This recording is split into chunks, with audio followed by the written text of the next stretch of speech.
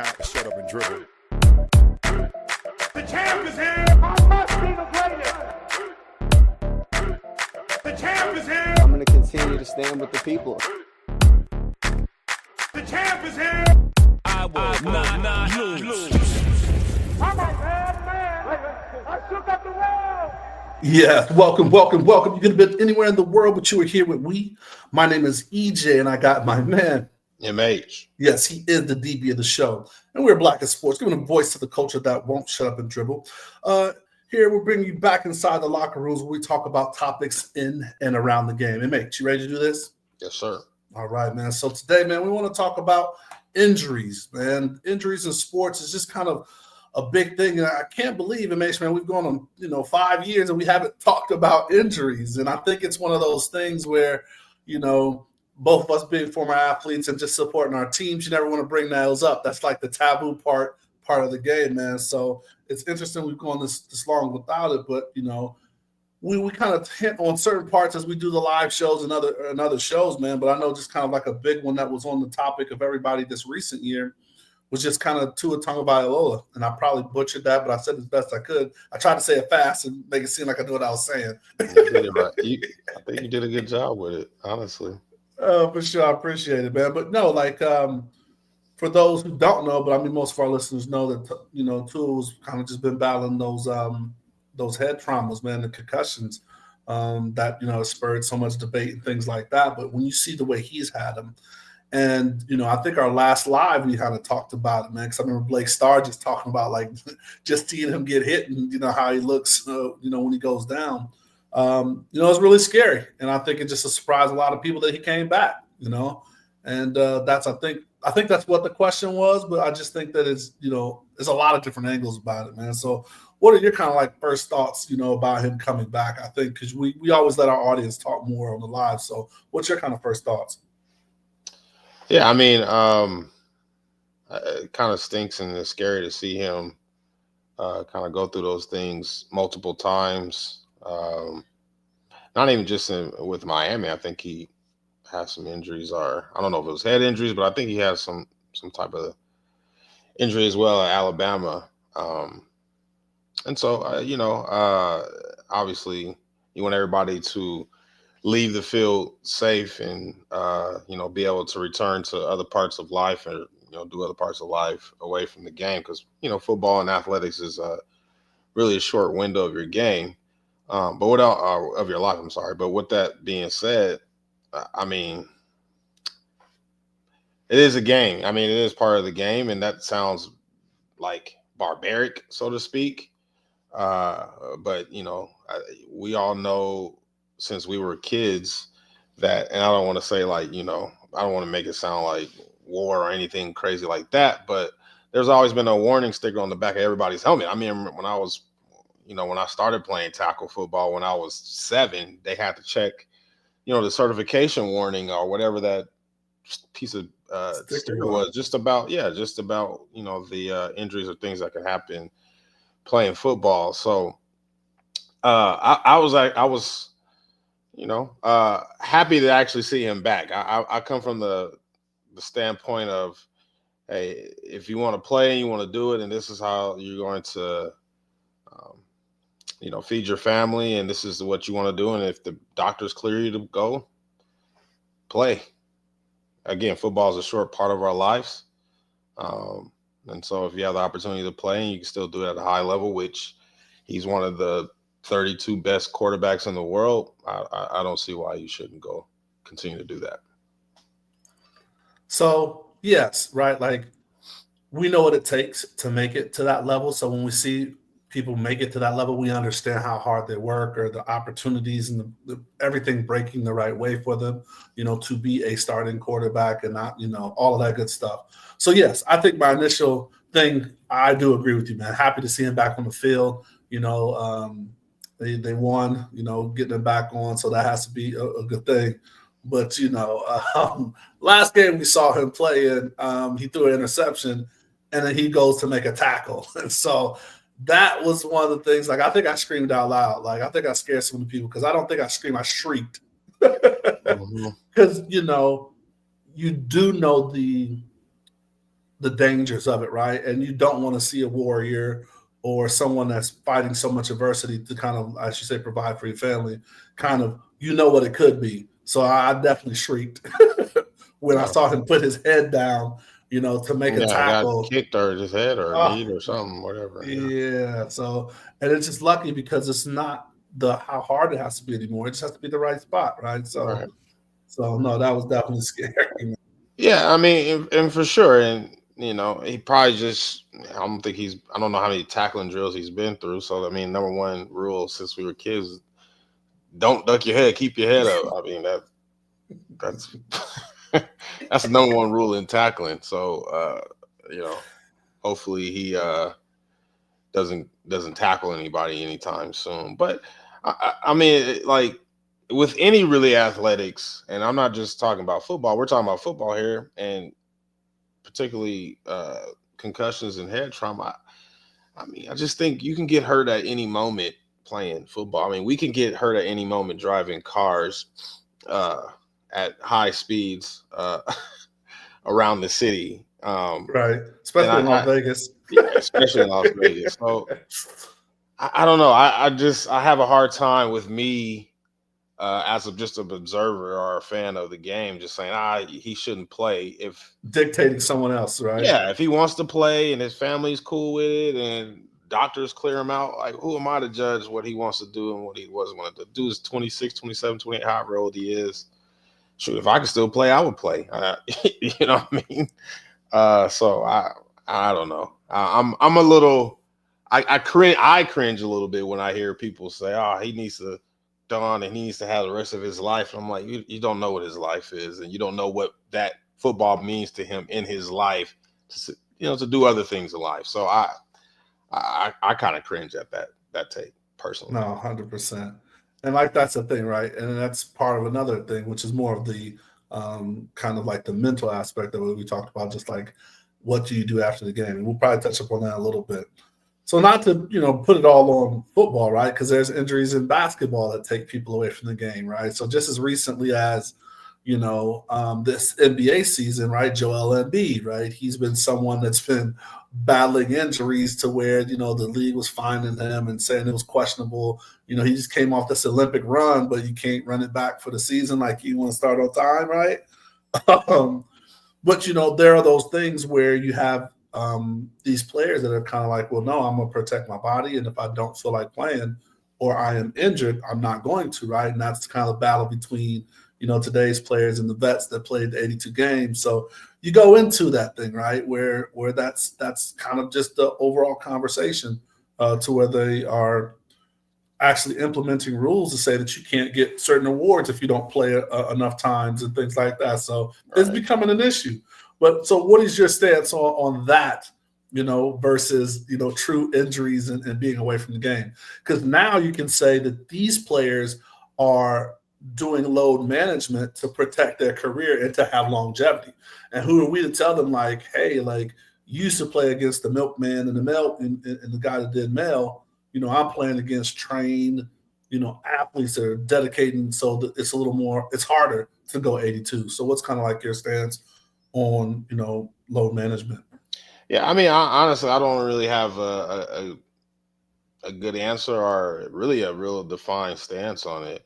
I can see both sides. I see of maintaining your body if you're saying 82 games is the regular season, the qualifier to legacy moments that we all talk about in the playoffs, which could be another 16 games at minimum to win the championship.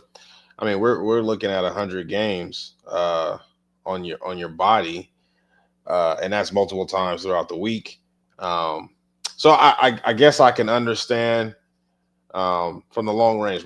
It's a marathon, not a sprint when they come to the NBA season. But as a consumer, as somebody that works in the sports business, um, I like to say that the ecosystem and success of the entire business is it's not necessarily built around the players per se, but everybody's eating from it too, right? Players included. So that that is uh, um, it's kind of rough as well. But who are you to tell how somebody's body feels? Again, I'm kind of weird about that.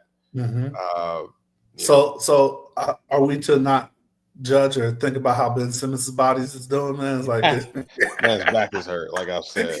Because his back is hurting. So I can understand why he hasn't played or hasn't been playing well. If your back hurts, your back is hurt. But I take it as it is. And I'm not going back to football, but here's an example. Okay, give it to me. Some injuries, some sports, some positions, some athletes deal with injuries differently. For a linebacker in football, if you're playing with an injury, you're like, man, it's almost like a badge of honor to play through some type of physical playing where your arm is broke, you got 2 fingers missing or everything. That's a badge of honor. Whereas as a corner, you don't. If I'm not feeling good in my body, I'm not being able to cover and do what I want to do at the high level. I can't run the same, so I don't have the same badge of honor for playing through injury. I got to play a certain way. So I do wonder if basketball players are this. Is Joel Embiid is somebody that his knees hurt or whatever the case is, and he's saying, hey, look, I cannot be Joel Embiid if I am not feeling 85, 90, whatever percent he's looking for. So I'm going to just sit out until I'm feeling that way, or I know I'm not going to feel that way on back-to-back nights. I'm telling you right now, I'm going to give you a Tuesday night, but don't ask me to play Wednesday night because that knee is going to hurt. So, I can't know. Maybe Joel Embiid and maybe the way he plays dictates the way his body needs to feel per game. I don't know if I'm just glass half full with Joel Embiid. And I mean, and that's sentiment, right? Like, so I definitely acknowledge and understand a lot of that, right? Especially the part where we're talking about a Joel Embiid and the fact of you saying, how do we measure all of these greats? Well, in the playoffs, right? So if my body's not, where it needs to be to make the playoffs, and then for me to get off in the playoffs, you're never like, who cares if I tear up my body for this, 82 games, if these 82 games I'm not in the playoffs. So that's a tough one for him, man. And that's that line that they have to dance. Let me ask you this, man. You're a numbers guy. So I saw I'm gonna throw some numbers at you. Mm-hmm. And this is for the 2023 season of revenue. Okay. NFL was $18.7 billion in revenue in 2023. MLB, $10.9 billion in revenue. In the NBA, $10.9 billion. Fourth place, NHL, $6.8 billion. Now, there's a pie chart that's separated on where a percentage of that revenue comes from. Okay. National TV media, ticket sales, local TV media, team sponsorships, concessions, and parking. Okay. So if we're talking basketball, where do you think the biggest part of the pie, 41% of the revenue, comes from? National TV media, ticket sales, local TV media, team sponsorships, or concession parking? What do you think on that? So it depends on when that deal was signed. Okay. I would say media. And then the next would be like the revenue of the end game. Like the end game right now for most leagues are what they put in the game on the floor for the fans that are buying your season tickets to go to your game. Yeah. It's pretty much giving a middle finger to, because these TV deals are getting, and college is leading that way too, where the media deal is driving so much revenue of the pie that, they can act like, hey, we want Timmy to see Joel or whoever played today and not take the game off. But the national audience is going to still watch that, right? Because, that's why they want the globalization.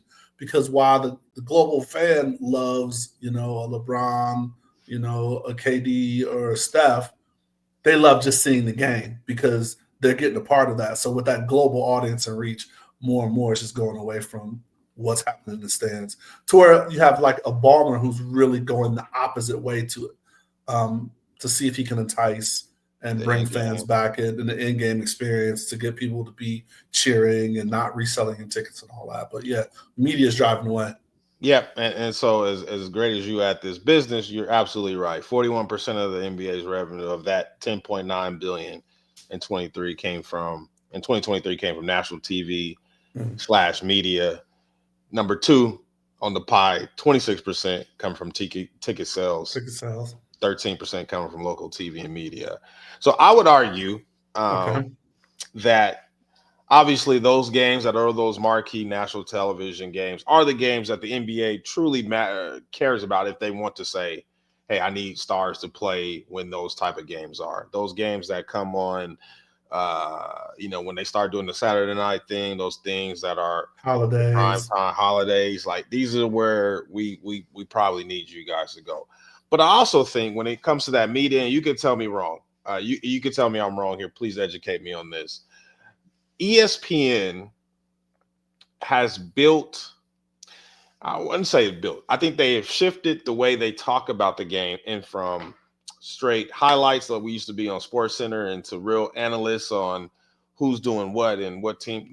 They get into that a little bit, but now it's more narrative. It's Stephen A. Smith, it's Kendrick Perkins, and shout out to them for doing a great job, but it's more storylines.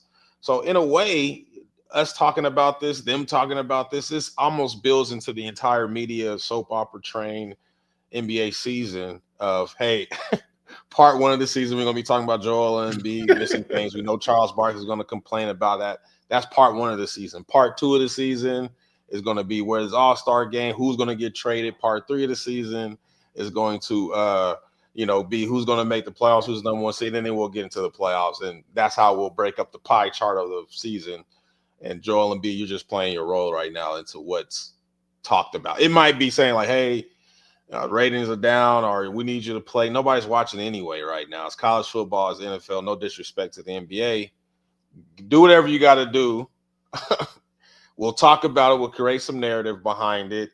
And then when it's time for you to start playing, when everybody's really watching basketball, then we need you to be Joel Embiid. I don't know. That's kind of my thought about it. Maybe I'm a little cynical looking at it. No, and I think it's a lot of things, right? And not to do a whole synopsis on, kind of like where media is going, but that's where the script stuff comes from, right? Like they have to build narratives that you're going to want to follow, because everybody that's a fan of the game is not a true fan of teams, right? Like we're such a global society anymore that hell, where you grew up is not necessarily your team, your home-based team. And then like us, we stopped being super fans of teams because we played the sport, right? Like, Right. It's like, this is my team. Like if I'm rooting for somebody or following, it's more like we're following. But since we played the game, like, oh man, I like this DB's game, and I'm like, oh, I like this defensive end, I like this D lineman, So everybody doesn't watch the game like that, right? So you have to, provide an overall story. And then, like, to tie it all back in with this is like, if a Dak Prescott goes out, like when a Tom Brady leaves your season, how do you get people to stay involved in watching that and not thinking the season's over? So if you don't have these narratives kind of half-baked or starting to feed them to see who's going to bite to what, when your Tom Brady or your LeBron James or your whatever kind of, is injured or out of the game, you need these things for people to follow and talk shit about and create some kind of buzz, because we live in a society that has a short attention span. So back then they weren't doing it as well. So when Tom Brady was out, like they probably lost the whole, jersey sales and people watching that game and following because they thought it was just all over. So I think this is kind of just, an attempt for them to kind of keep the whole media deal. Because now if Tom gets hurt and those eyeballs aren't watching the game and those networks aren't getting the eyeballs that they need for those ads to be sold during those ads, because like the Super Bowl's already sold out of all their 30-second spot. Yeah, the inventory. Right? Inventory's done. That's $7 billion a pop for 30 seconds, right? So that's because is Mahomes going to repeat? Are we going to see Taylor Swift at the Super Bowl? Like all of these things that we've already talking about, like how far is, the Eagles, right? Is it something where, they can kind of make a trek back? So those narratives are all, I think, helpful. So I think you're on point, but I also think it's needed because, you're also attracting a different type of fan. The game used to be the people that just like the game for the game, but now you have people that go to the game for all different reasons. And a lot of them is not just the X's and O's. Yeah, no, 100%. And when I kind of spaced out Dak and the Cowboys in this, but it's funny. As soon as this happened, the rumors of Dion started back. They need something. They need something, right? Like so what's going to happen, right? And then that's what you look at, right? So and then you think of Dak, right? So now he's opted and there was a whole thing, right? Like Dak got paid, right? And then it's like, now were you paid him too soon? Is he quitting, right? And that's the thing that's so crazy around injuries. Is back to your thing, is like, you're not someone that really wants to talk about if a man's faking it or if he's hurt. This dude's hamstring is off the bone, and we questioning whether he was really hurt or was he giving up on the team just because it was doing a downswing.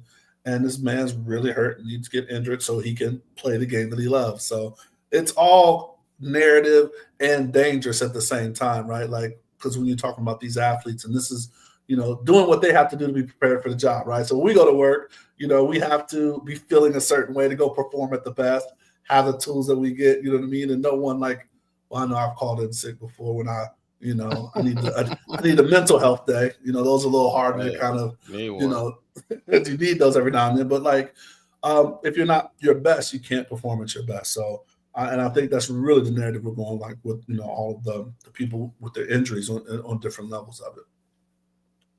100% agree.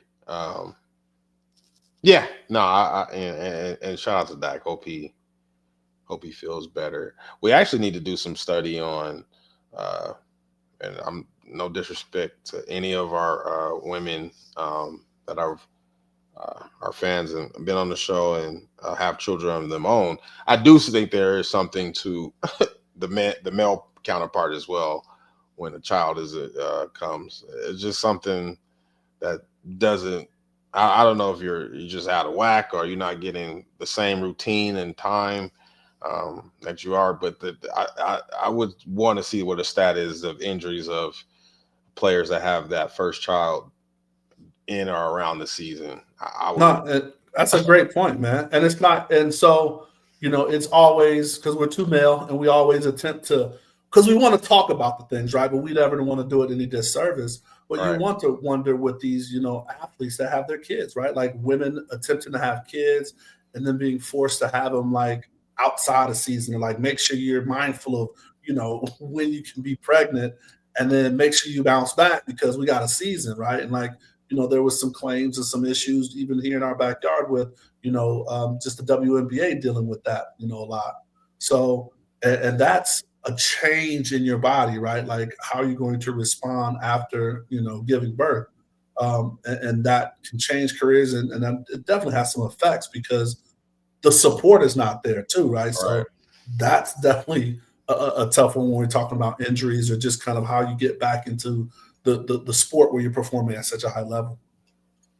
100% agree. And I won't touch on it more than that because say that I was choosing my words. So ladies, as always, like, we support y'all and we love y'all. 100%. It's just one of the things that we wanted to make sure that was kind of talked about and not left out, because it is, affecting, where you are in the game.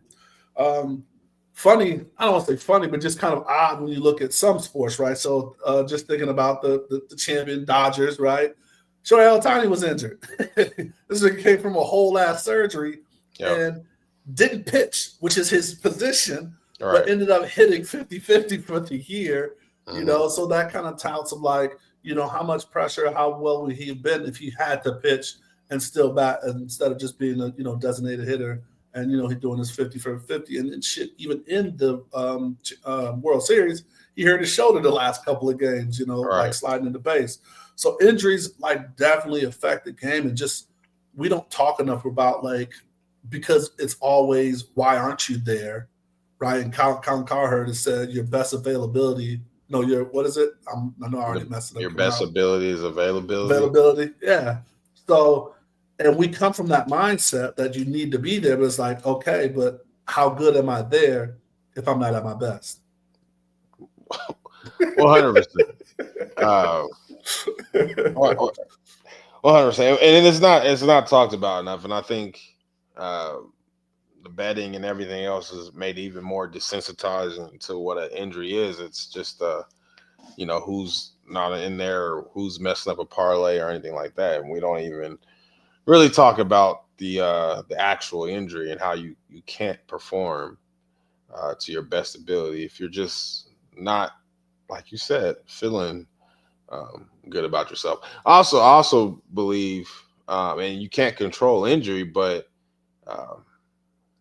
it's like, anything really is if you don't eliminate yourself or you don't get eliminated, sometimes good things kind of happen to you in, championships and, awards and all those things. A lot of times it goes to those that are just uh, blessed or fortunate or however you want to say it, that's just able to not be injured and just be available. I don't know if you call it luck. I don't know what it is, but if you don't eliminate yourself sometimes, or you don't get eliminated by just being healthy and on the court, field, wherever, sometimes good things happen too. So Absolutely. And last one before I'll close it out, man, is like just, the mental side. Like I joked about, like, taking those mental days and being off the league. Simone Biles, what's her name? The tennis to why am I Naomi, drawing? Naomi, thank you. mm-hmm. Love you, Naomi.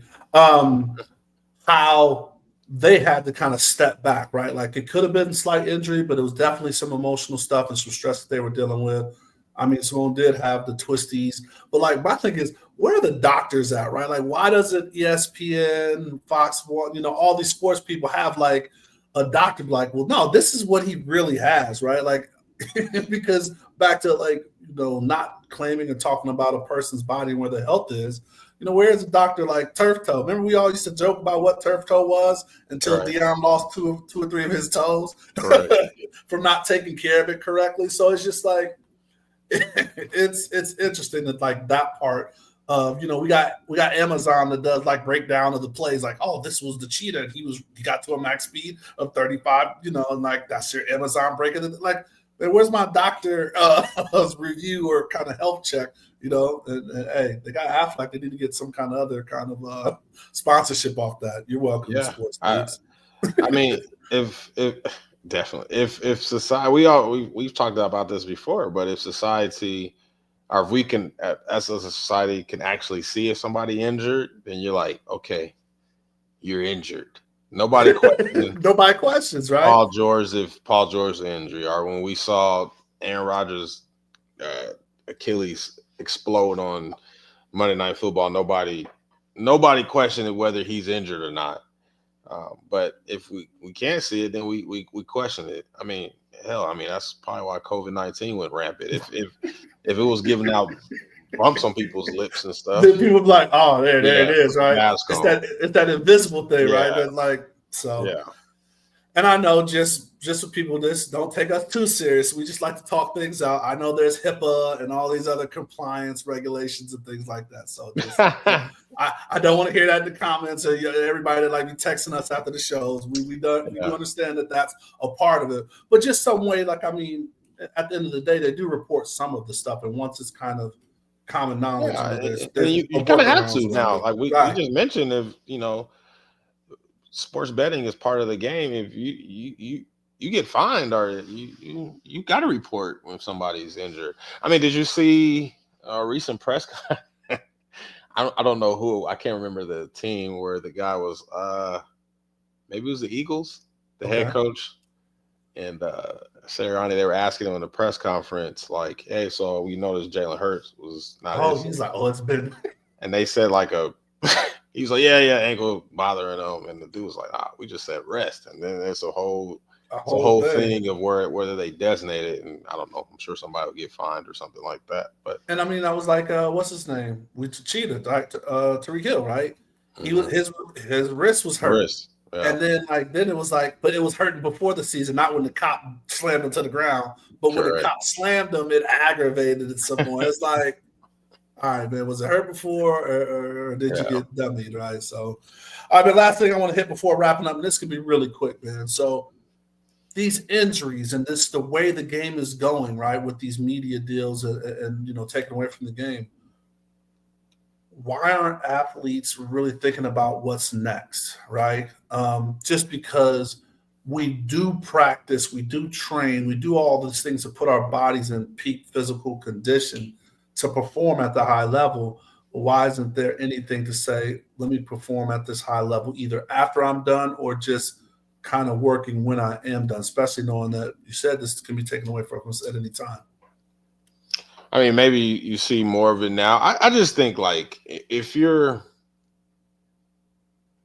I don't I honestly don't think, and because this is my honest to God truth, as accessible as sports is, or as there's not a lot of people practicing medicine just to do it for fun, right? Like if you're in the field, you're in the field. Um, I guess we don't really. It is a rarity to be a professional athlete. Like Percent of the I'm 1%, talking brother. about like less than 1% of people like to 1% of the one. be like Yes. a professional athlete. I think you have to be into like to really get there. Obviously, you have to be physically talented, but you have to be like mentally like crazy, like warped and dedicated to the craft to get to where you are. So I honestly say, like, I think it's very, very hard for anybody that is super passionate about anything in life. It is very hard for you to be able to focus on that and then say, I got this thing too that I need to focus on while I'm doing this. I just think shout out to the ones that are able to do that. And maybe they, Yeah. shout out to them that's put out, team that they trust that can help them through this process. But in order for them to stay at the level they need to get to, and then there's even another tier of level once you're in the sport to be one of the greats. Great. Like I think you just have to be like almost like mentally crazy and warped in towards whatever you're doing that you can't really even think about what's next. You can't think about injury.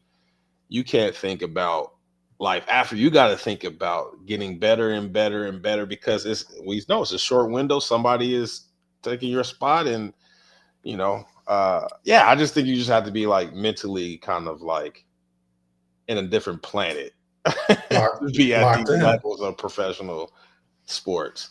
And they're doing that, man. And it's hard to come off that level, I would think, at any point. Especially like you said, right? All the way to like the nutrition, right? Like the what they're spending on their bodies, right? Like you hear these guys with hyperbaric chambers and these meal plans and eating broccoli ice cream, all the things that they're dedicated. And it is putting a lot into that.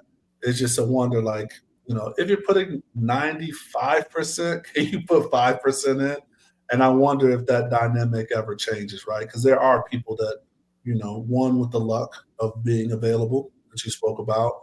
And it's also, there's God-given talent, but more so now, like even God-given talent aren't taking people to the level that they need to anymore. Because you go to Rucker Park and see a lot of phenomenal basketball players that don't make it to that next level. Yeah, no, that to your point, there's got to be a level of discipline and whatever else that goes into the ingredient that the God-given physical ability. But I got one before we get out of here. Question for you. Give me that. Yes, sir. Is there one or two athletes that career may have been cut short to injuries that you would be like, dang, I would have loved to see them be able to, fulfill their career healthy as a fan? Yeah. I go to Bo Jackson pops out immediately. Like that would be like mine. He's pro stars, man. He played like he would definitely be one that just automatically jumps out to me. Other than that, nothing really like directly comes to mind, right? Like I know what was that lineman that got hit in the eye with I didn't mean to laugh, but got hit in the eye with the flag. When the ref hit him in the eye, as it was a left tackle for the Cleveland Browns back in the day. Yeah. I know. I can't think of the name. I'm pushing the ref. I'm pointing his eye. I wouldn't know if it's about his career. Like I don't know if it'd be anything exciting, but like your boy, backup quarterback, has been in the league for a minute. He got shot in the needle with the chest when he was supposed to start for the Chargers. And then Tyrod Taylor, like. It's some of those things I just like wonder shot what if shot his lung, man. Like he's supposed to own part of the NFL right now. Oh shoot! After that, the LA Tyrod. You wonder what Reggie Bush would have done. He was trying to sue after he slipped on that concrete and hurt his back. Mm-hmm. I don't know if that really would have changed, but that's one of the things he was saying. But he was getting smacked a lot. But no, for me, wholeheartedly, it would be Bo. Just because he was so amazing. He hurt himself because he's just a different breed. Anybody else that wouldn't have had that kind of injury. Yeah. What about you? Is there anybody? Too exposed. Mine would go to probably Grant Hill.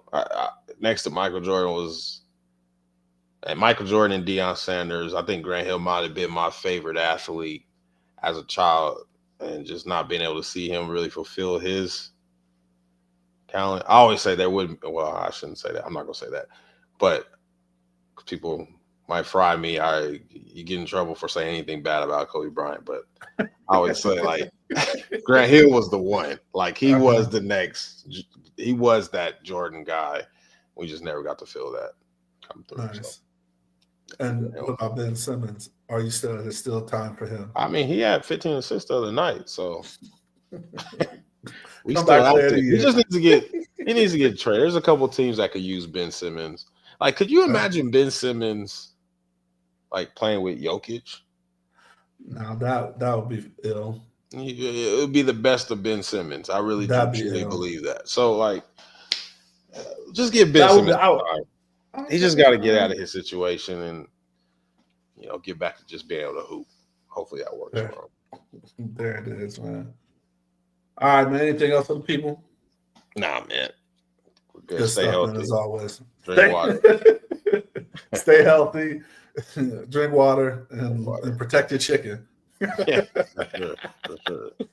All right, man. Well, hey, thank you for the people for listening, man. We hope you enjoyed the show as always, man. In our 5th year, man, we still bringing new content, still having a good time laughing at it all. So please subscribe to our YouTube channel because, as we say, man, seeing is believing. And if you see it, you can be it. Visual representation matters. Follow us on all of our audio platforms. So anywhere you listen to podcasts, we are there. And like we say, as always, please stay safe, practice gratitude, and know we're rooting for you.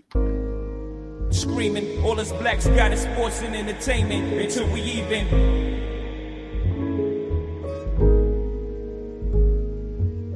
Assuming I'm rooting for everybody that's black.